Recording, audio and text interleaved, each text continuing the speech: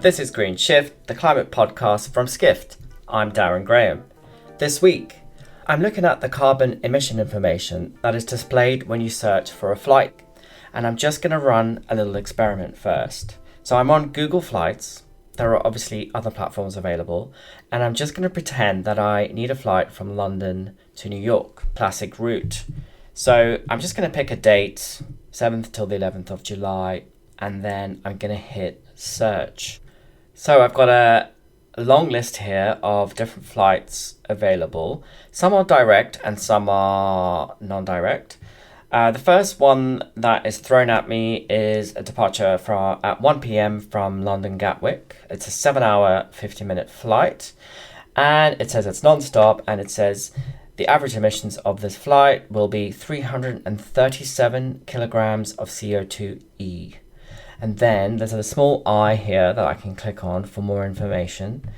And it says that is the typical emissions for this particular flight by this particular airline.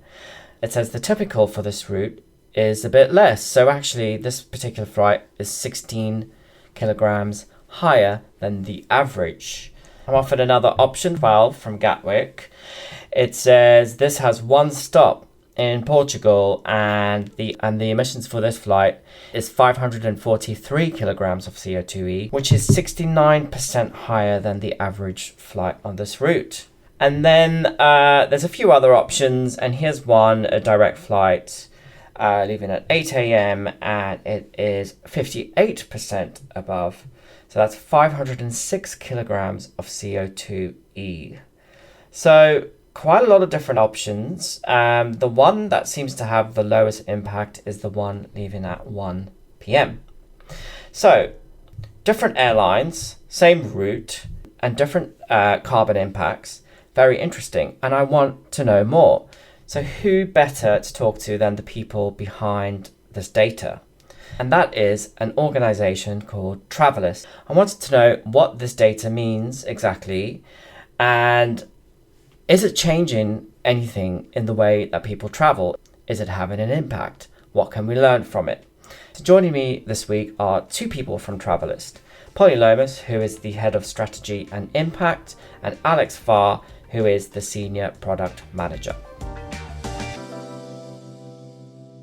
Polly, would you like to first of all explain what Travalyst is and what is your mission? Sure. Travalyst is a not-for-profit coalition that seeks to scale sustainability information to travellers in a way that can scale better practice amongst travellers and operators. We were founded actually in 2019 by the Duke of Sussex, Prince Harry, for some who may not know. And really it was all coming from the belief that travel and tourism can really be a force for good when done well. But there's many occasions, which we've seen, when if it's not done right, it can really cause a lot of damage to the people, the places, the planet that travel and tourism is so heavily dependent on. So we, as Travalyst, we set up the organization in 2019, really with the aim of scaling sustainability information to scale the awareness of what sustainability is in the travel and tourism sector, and to also then empower better decision making through that. That's a great introduction. Thank you very much. So I think we're mainly going to be focusing today on the travel impact model. Would you mind just explaining what is it and why has Travalyst, undertaken this mission and this project? Yeah, so I might take a little step back before we get to the travel impact model. So really, it's all about why did Travalyst focus so heavily on aviation? Why were we focusing on that particular vertical within travel and tourism? When we first started, when we were founded by the Duke of Sussex, there were so many different directions we could go. We knew we wanted to scale sustainability information to empower better decision making, but we didn't quite know which areas we should focus on. Should that be accommodation? Should that be cruise lines? Should that be rail? Should that be aviation? And I think the reason we really focused on aviation in the end was because of sort of two key factors. It's where we knew we could drive significant impact at a global level. And it's also where the industry had already done an immense amount of work in that space. But what we had also seen is maybe it hadn't really achieved the scale required. So there were lots of initiatives around measuring the impact of aviation, but nothing at the scale that was really required to drive forward the industry, moving away from just how do we measure things to how do we manage the impact of the impact of travel. But if you kind of think about the impact side of things when it comes to aviation, we know travel and tourism is responsible for about 8.8% of global emissions, and this is growing. And this was exactly the same case in sort of 2018, 2019, even pre-pandemic, pre-COVID levels. Within all of our research and the work and the discussions that we'd done around then, it was clear that aviation was responsible for more than half of those direct emissions from travel and tourism. So aviation clearly has a very outsized impact, especially as not all of the global population are flying. So it really is an area where we could drive a lot of impact. And so I think really what we were noticing is not only was the impact very outsized, but it was also growing. So left unchecked, lots of studies have shown that it could be responsible for up to 22% of global emissions by 2050. And that's just aviation alone, that's not travel and tourism.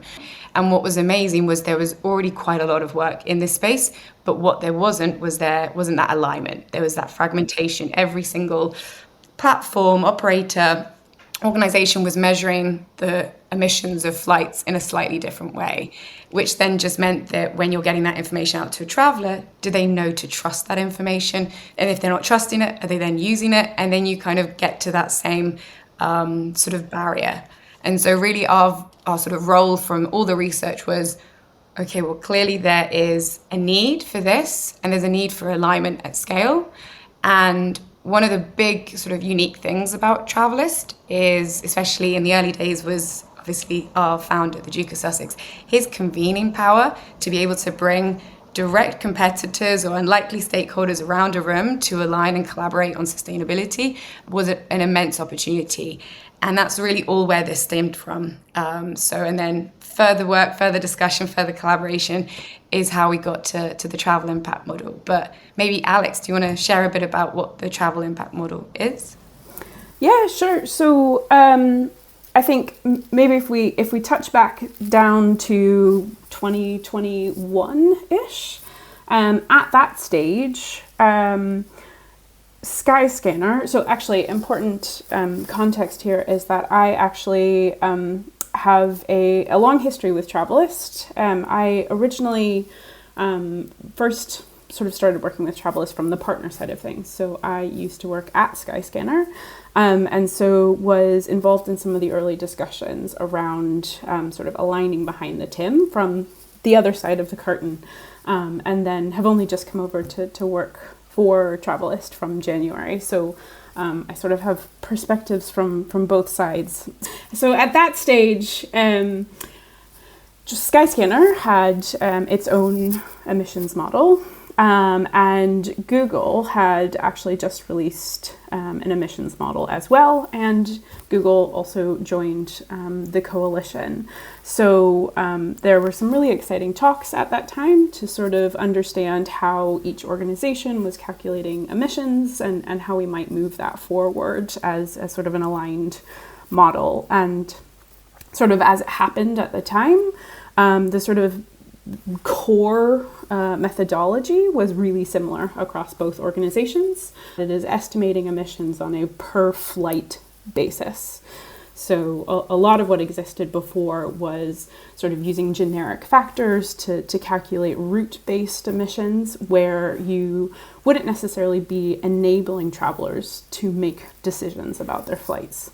So what the TIM does is it uses factors like origin and destination, the aircraft type, what cabin you're flying in, what the seat configuration is of that aircraft for that airline, things like load factors, things like sort of publicly available data sets on sort of what the emissions factors are for that aircraft, and it's able to generate a per passenger emission for a flight.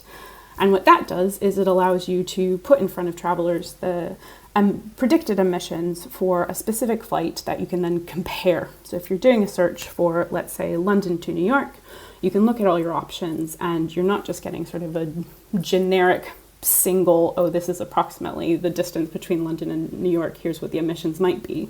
You're actually getting that on a per flight basis. So that's really good. And then one other note on that also is that most of our partners actually use a second data set. Again, this is sort of dates back to the origins of the TIM, where actually both Skyscanner and Google were calculating average emissions across a route. And that came out of some user research that showed that travelers needed a way to contextualize carbon emissions data. And so being able to say that this flight is 12% less than a typical flight on this route is a really important factor for making the data something manageable that a traveler can more simply understand and make a decision based off of. So when you started looking into this, there were some models and methods, and various airlines and companies were sort of trying to calculate emissions. But then Travalyst came in with TIM, and basically today it's getting 130 billion. 130 billion flight search results are showing figures to people, and Travalyst is behind all of that. So I personally think that's like an amazing achievement to have done that in such a short amount of time. How do you guys feel about it when you see that when you see those figures and when you look at it on Google, Skyscanner, or wherever it might be? Yeah, no, I think it's a really good question, and one that we probably don't ask ourselves enough. We're always kind of looking ahead to what next and how do we make things better. But I do think we have to have a level of pride. Like, there's so much further to go. But what we've been able to demonstrate by getting this number, this model, this information out to that many searches is we're able to scale this information. That means we're driving awareness amongst travelers of that even when they're deciding to fly somewhere, that there's actually a carbon footprint associated to that, and that they can start to actually contextualize, what is it, like, there's an impact to my travel.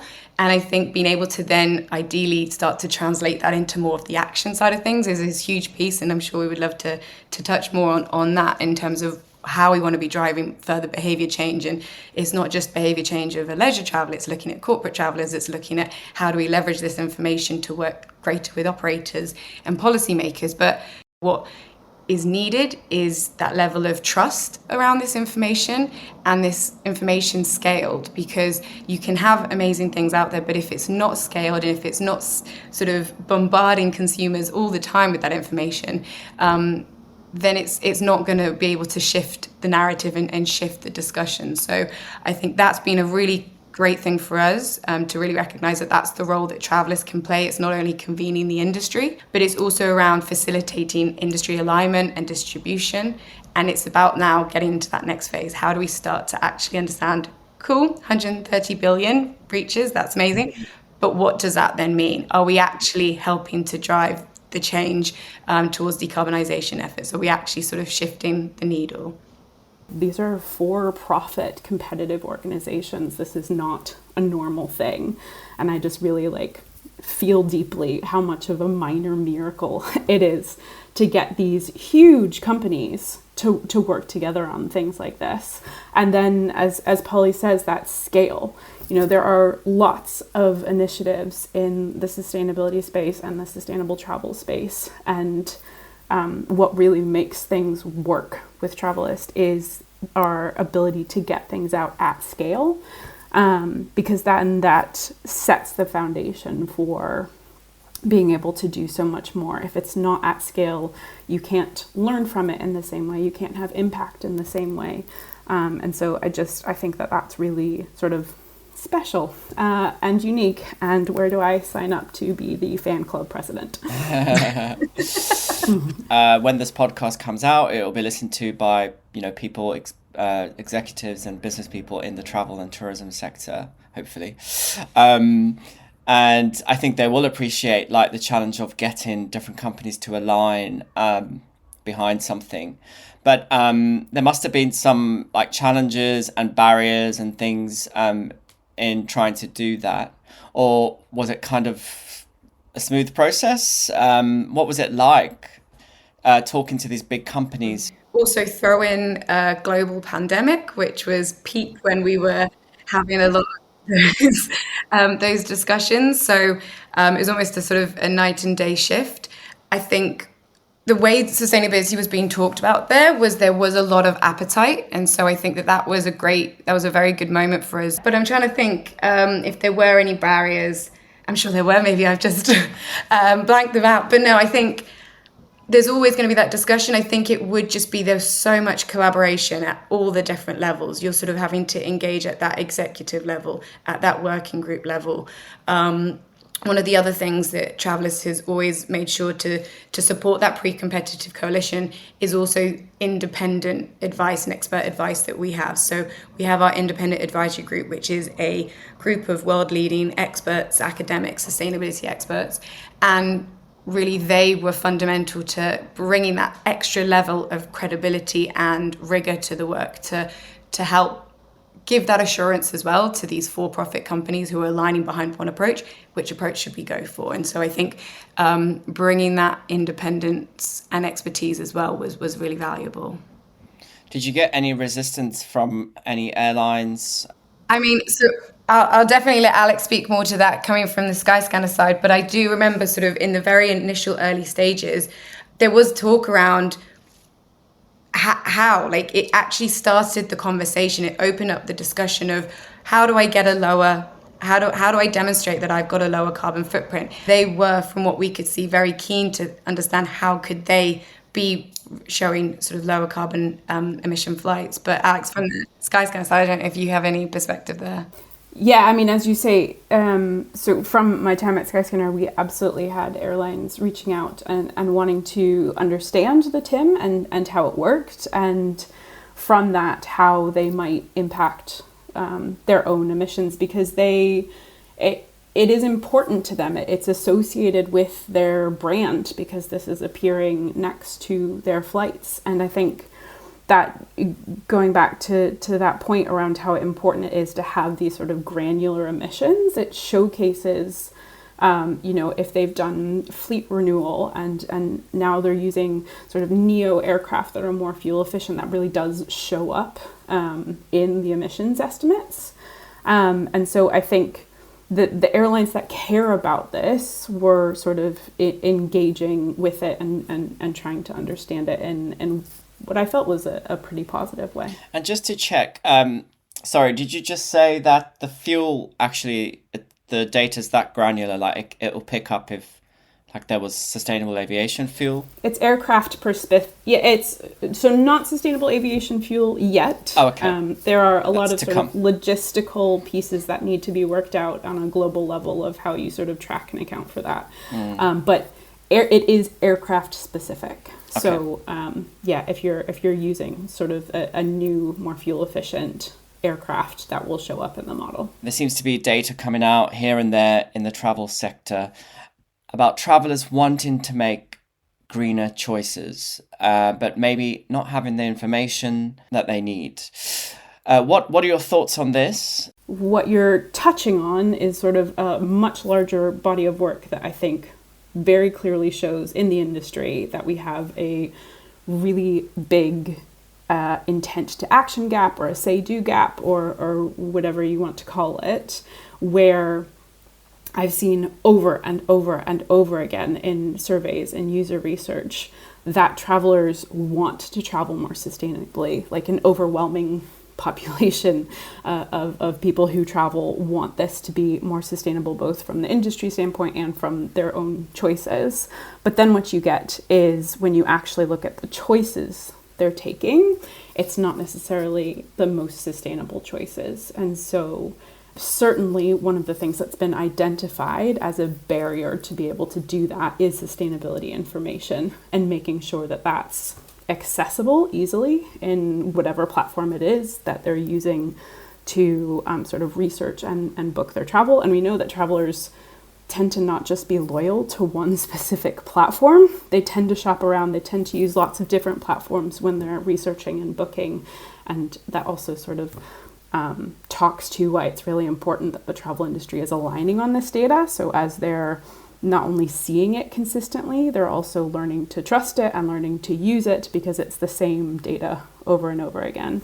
And so that is certainly one aspect of this gap that we're trying to sort of fill in, is that at a minimum, travelers can get access to the information that they need to be able to make more sustainable choices, and increasingly grow to sort of trust and understand that information in a way that makes it easier for them to use to make those decisions. Yeah, I think I'd also exactly that. And what I would also add to that is we also know that the traveller on their own is not going to drive the change. So even by getting that information out to travellers, that's not automatically going to mean that every traveller is picking a lower carbon flight, that the whole industry starts to decarbonise. But it is one critical lever within the broader sort of travel and tourism ecosystem. And we know that there was that gap, that no one was really able to be very clear about how to measure the impact of travel at that level. So you get that information out to travellers, we can then start to very much understand how a traveller is interacting with that information. Is it driving any change in the right direction? Is it driving those positive intended consequences that we would want? Is it driving any negative unintended consequences as a result of getting that information out there? And only from being able to align the industry behind how to measure in as accurate a way and scalable a way as possible, can we then start to understand, can getting information at this level drive the behaviour change that we are wanting to seek? But also, it's not solely that flywheel of just information to traveller changes behaviour, but how do you then get that information back to the airlines, back to the operators, to help them understand that this is something that either travellers are wanting, or what is it that travellers are really sort of, how are they interacting with this information? Similarly, and what we've seen as well is through our policy work. So only a couple of years ago, we established our Travalyst policy unit, and being able to understand how travellers are interacting with this information, because we know, especially in the European Union, that getting information at scale to travellers is very much a big priority as well. And so how can we leverage all the work and the insights of getting this information out at that global scale to actually understand what's actually happening from that, and how can we share that with policymakers to help guide the decision making there as well? So I think really the travellers is the starting point, and we know that they're a critical lever, but it's very much a sort of systems lens with this work as well. What is the behaviour change that you would like to see? Yeah. So we have outlined 3 particular impact pillars or areas that we are really focusing on as Travalyst. That's focused on climate, that's focused on nature and communities. So as Travalyst, we're not sort of wanting to create new new goals or anything like that. We're aligning with what the global goals are. So exactly like you mentioned, we're reducing 50%, we're aiming for the travel and tourism sector to reduce 50% emissions by 2030. We know that that's a very ambitious goal, but we want to make sure that we're aligning all of our efforts to those kind of broader goals.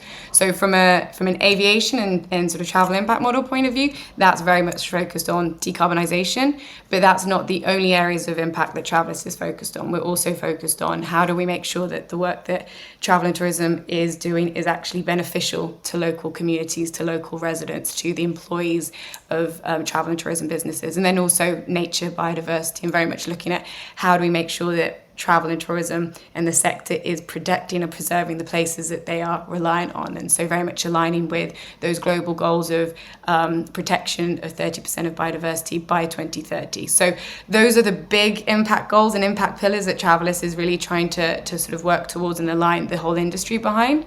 And then really in terms of that behaviour change, it's how do we start to get making sure that the work that we're doing, the activities, whether it's through transport, it's through aviation, through rail, through any of the other verticals, how are we making sure that it is driving that intended impact towards decarbonisation efforts or biodiversity protection?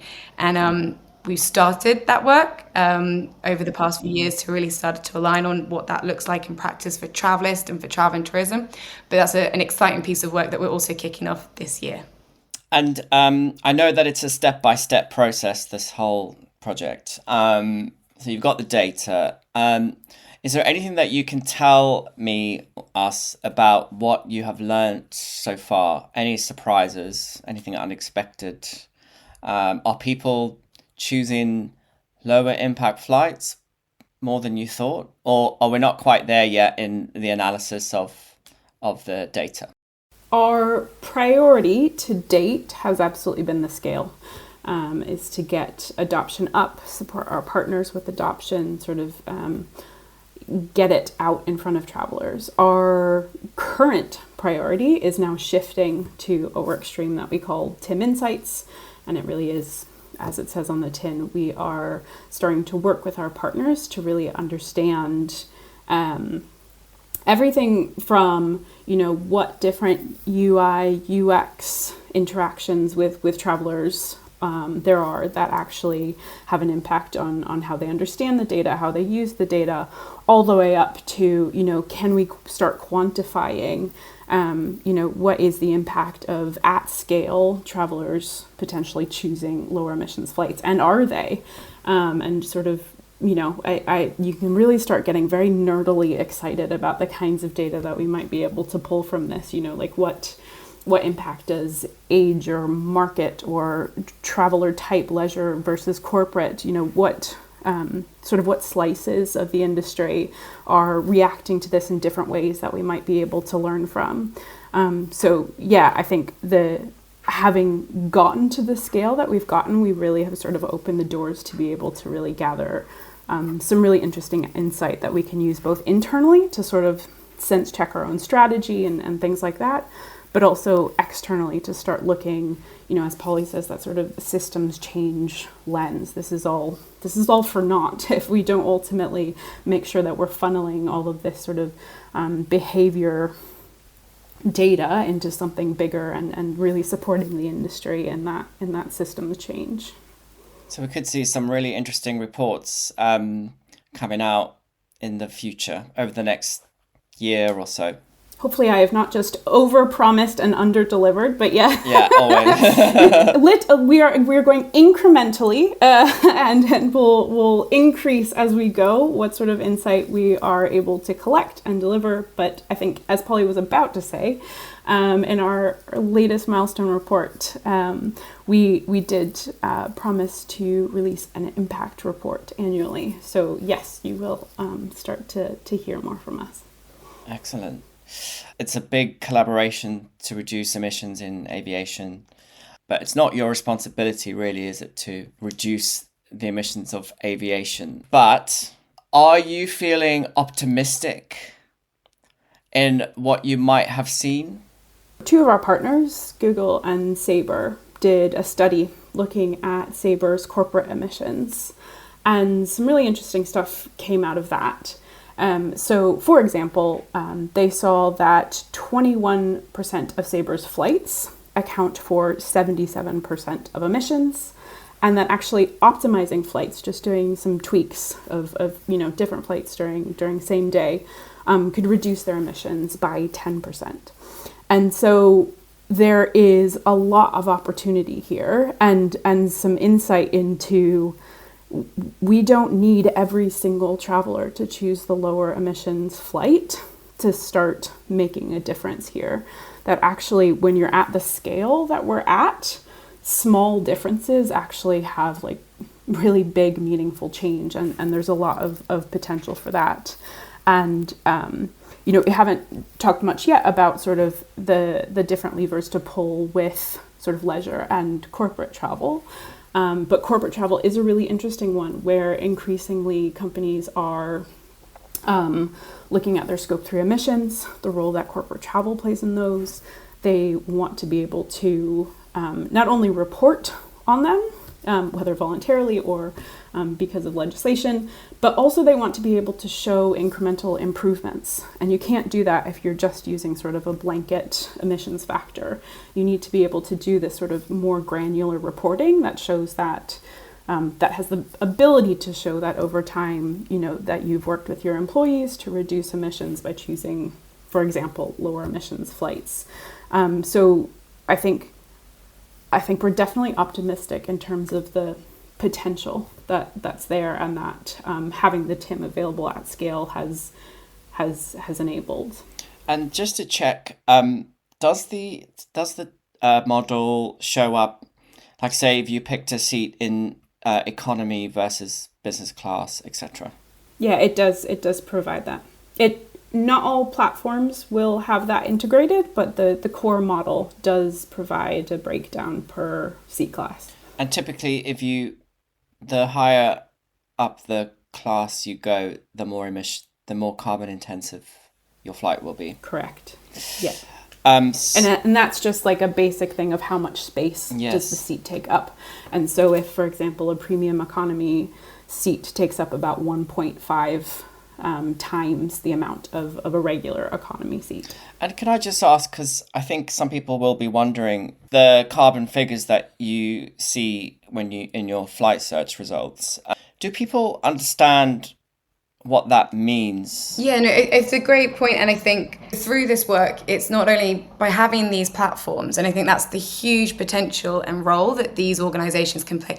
They know how to display information to a traveler in order to make it as interactive as possible, accessible as possible, as usable as possible. So the amount of testing, and Alix can speak to this far more than I from her days at Skyscanner, is immense to be able to really understand how is a traveller interacting with this information.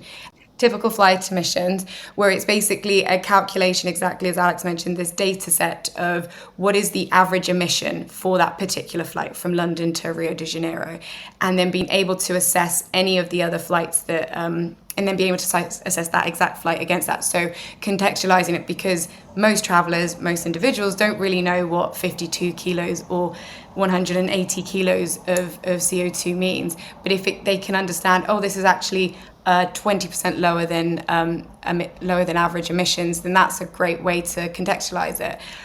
There's also been some work around contextualizing it other ways. How many trees is this planting, and other ways to be able to understand what is the best way to engage with that information. And then again, this all comes back to, once we know how we can measure and do it in an aligned, transparent, trusted, compliant manner, then we can be able to then actually test what is the best way to get that information so that travellers are interacting with it and using it. There are hints that I think travelers, but sort of the general public, are increasingly becoming more carbon literate, because you're seeing it in more and more places. And obviously the TIM is playing a role in getting that in front of people. I'm kind of waiting for the hockey stick curve on this. I think when you think about it, like, humans can contextualize so many numbers. Like, they can contextualize calories, money, like distance, time. Like, we are really used to having complex numbers and learning how to sort of interpret those and have sort of baselines that we compare against. I think we're not quite there yet with carbon numbers, but this is not a Travalyst approved quote, but I think it's coming. I think we will get there, and I think we have to get there, because that sort of normalizing of carbon in your everyday life and understanding how it impacts the decisions that you make, I think will increasingly become just normal and hopefully allow more impact to come out of some of these conversations, because people are less intimidated by this kind of stuff, and it just sort of makes sense. But in the meantime, it is a really interesting part of the work to start looking at how do we help travelers build up that carbon literacy and really help them make sense of some of these numbers, whether it's trees or hamburgers or whatever the case may be. Yeah. As well, I think what's exciting is, maybe for some individuals, that CO2 will be the guiding factor of which flight that they pick. But if it just becomes the top three, so it's airline, it's time, and then it's CO2, just getting that into people's way of thinking when they're making travel decisions is something that wasn't seen 3, 5, 10 years ago. So just being able to, exactly as Alix say, getting it into just the normal purchasing behavior, that it's just one additional factor to consider when making that travel choice, would be incredible to see. I was in a hotel this morning, a new net zero hotel, and I thought of Travalyst because they showed me the menu for the restaurant, and on the menu it had carbon labeling. So, but they did it like in a traffic light system, and it did also have the carbon figure, like the like you get on your flight. And I was thinking, wow, okay, so this is teeny tiny compared to a flight, because it's just a plate of food. And it made me think, actually, like you just said, the more you see it, you might start to comprehend. I mean, obviously everybody knows that a flight is going to have a bigger carbon footprint. But like you said, the more you see the figures, the more literate we'll become. Yeah. You think, wow, that flight is like 1,000 hamburgers. Yeah. Yeah, exactly. Yeah. That's what I was trying to say. Thanks. Yeah. Yeah, that flight was 1,000 hamburgers. Wow. Okay. And that could be interesting, isn't it? And that's quite exciting, isn't it? Actually, as you know, we move forward as travelers. Yeah, and I think if you'll allow me to use this to segue into some of the other work we're doing, I think the ideal would be that we would get to a point where we have sort of carbon emissions information and sustainability information more widely available across the sector. And so one of the things we're looking at next is rail, because we know decisions around travel are not necessarily just a decision between a flight or another flight, but also a flight or another mode of transport. And we think that rail has a really key role to play. You know, I like to say it's really important for us to paint a vision of a thriving travel sector in a net zero world. You know, there's a lot of doom and gloom associated, and rightly so, around sort of sustainability and climate change and things like that. And there's a worry that people will lose interest with all sort of the stress around it. But I think there is opportunity here for us to build a travel industry that is not only net zero, but also growing and thriving. And rail has to be part of that. Rail growth has to be part of that. And so we want to make sure that we've sort of got a well-rounded strategy that's looking at transport sort of as a whole as well, and looking at how we can, start with something as basic as also being able to provide information around the carbon emissions of rail so that travelers have a full picture of their options, and also, again, corporates are able to sort of report on when there's modal shift within their companies that really results in a reduction of carbon emissions. But also just to, I love rail. Like, I've done lots of really long haul rail journeys. Last year I did Edinburgh to Istanbul and back only on ground transportation. Oh, wow. And so I think there's something fun in that of really sort of building that fun picture of what travel can be in sort of a lower emissions world. So looking at that as well. Mm. That sounds great. So is rail essentially then, maybe where aviation was a few years ago before Tim? Like, maybe some rail companies are measuring things, but it's not quite aligned and at scale yet. So you're thinking, oh, let's try and do this, and then people can just have more information about their travel options. There's definitely a lot of similarities. Rail is, I should preface, it is a very different beast. It is a very different industry. There are sort of very different hurdles. Maybe we'll come back for a second podcast on that one. But yes, from sort of a fundamental standard, what we have seen and what we've sort of heard from the industry, from our partners, is that they sort of need that baseline of just sort of a globally available, freely accessible data set for rail in the same way that didn't necessarily exist for aviation before. But also, I think even I've talked to people who already have emissions information for rail, and even they are saying there's value in aligning on these things, because the more we can give consistency to travelers, the more they're able to build trust in it. And again, it goes back to that point around how much easier it is to learn something when it's the same thing that you're seeing consistently. So it's too early to say whether or not the Travalyst travel impact model is actually changing the way we travel. The data to answer that question is coming soon, and it's going to be fascinating to see. And what's really intriguing is how the model could be making us all more carbon literate. Air travel emissions are still rising, yet by having carbon impact information clearly displayed when we book a trip, Could it be promoting us to stop and think, this flight has a real carbon cost? It's a visible, tangible reminder, and the more frequently we see this kind of data, the more opportunities we have to compare and track it over time. This might slightly shape the choices of travellers in the future. Thank you for listening to GreenShift, the climate podcast from Skift. We're still a new show, so if you like what you've heard, please follow or subscribe wherever you get your podcasts. It really helps more people find us. And if you've got ideas for an episode or know someone we should talk to, then please send me a note at dg@skift.com. And one last thing, our climate reporting at Skift, including this podcast, is made possible thanks to financial support from Intrepid Travel. That backing helps us produce more in-depth stories. Thanks again for tuning in.